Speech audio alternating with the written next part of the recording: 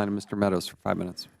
Thank you, Mr. Chairman. Thank each of you for your testimony. And I want to start off by saying that I've enjoyed a good relationship with Director Clancy and his leadership.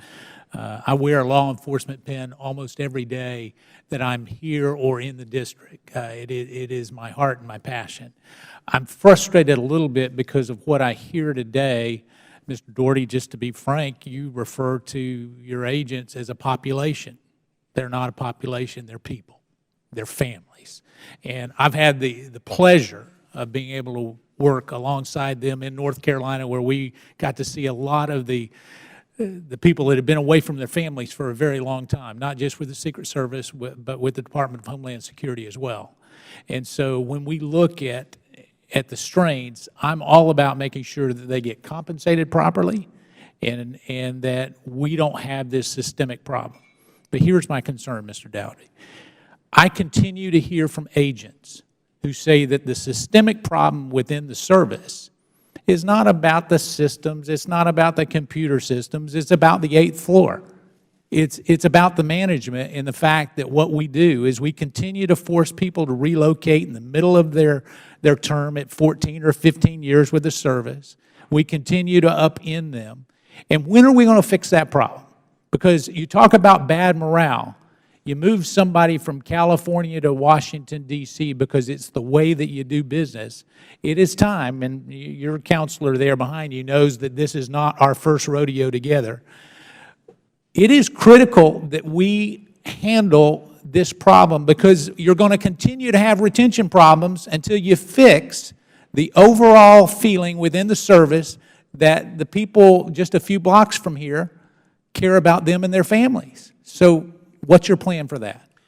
Well, first of all, thank you, Congressman Meadows, for the comment about law enforcement. I do very much appreciate that. And I didn't mean to convey necessarily population versus people. They are ultimately, they're individuals, they're people, and we need to care about each and every one of them and take care of each of them, and to effectively trust them and feel pride in them. I think that this is the one area that I think that if we're really doing well, I think it's this area. We have unloaded ourselves in terms of really asking for people outside the agency to come in and focus group our people and ask them the very issues that you're raising. How do you feel about special agents? So what have you changed? I've only got 5 minutes. So based on that input, what have you changed? Because I haven't seen a whole lot of change. And getting back to what General Nally said, I believe that the vast majority, if not almost all of our agents, there's not a cultural aspect of poor performance. But I do believe that there is a cultural problem with regards to the way that the service looks at who gets hired, when they get hired. Even the new agents who would gladly come to Washington, D.C., you send them somewhere else and then you bring them back midstream as if that's some kind of wonderful way to do the project. Have you addressed that, yes or no? Yes, sir, I believe we have. Let me just raise just a couple of points here. So when I start getting phone calls, and they call me directly, when I start getting phone calls, I'm not going to have to come back and ask you to clarify your sworn testimony today. You've addressed that. They asked us to change the Special Agent Relocation Committee. We did that. They asked us to change the way that there's requests basically for exceptional circumstances. We changed that.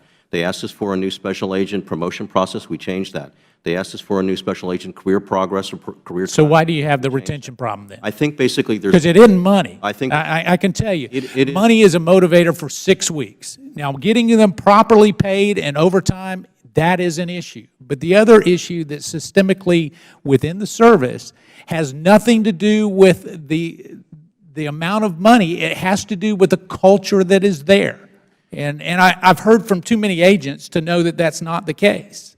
Well, I think compensation is a big part because it's when you're crushing people and you're asking them to go. Well, you've got people behind you that are disagreeing with you right now. I watch people and they're disagreeing. They're shaking their head no. They would agree with my statement that it has some to do with money, but a whole lot to do with the culture. I'm not disagreeing with you. I think it has something to do with money. I think it has to do with a lot more than that. I think there's a lot of things that we are attempting to try and move and change. So all of the different things that came up in the Eagle Hill, for example, work-life process that basically that they said ask us to do, we are implementing. We're effectively going forward and doing those things. We just put our work-life study on our intranet site. It's there for our people to see. What did they recommend? What are we moving forward on? It's many things. It's multiple things. So I do think that there is, in fact, progress made. We're hoping that we see the effects of that progress. Well, this committee wants to hear from those agents that are being affected for recommendations so that we can follow up with you. I appreciate the chair holding this hearing. I yield back. Thank the gentleman. Now